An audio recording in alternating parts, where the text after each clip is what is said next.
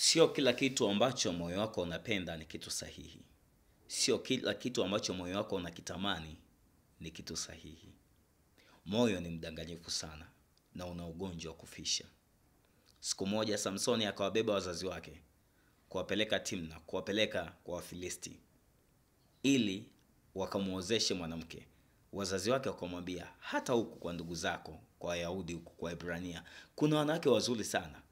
Lakini Samsoni akasema, huyu mwanamke wa Timna, mwanamke wa huko kwa Wafilisti ameupendeza moyo wangu.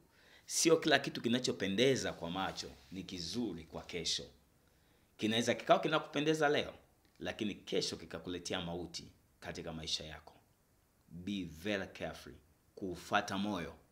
Sio kila kitu moyo inakusukuma kufanya ni kitu cha baraka. Moyo ni mdanganyifu sana.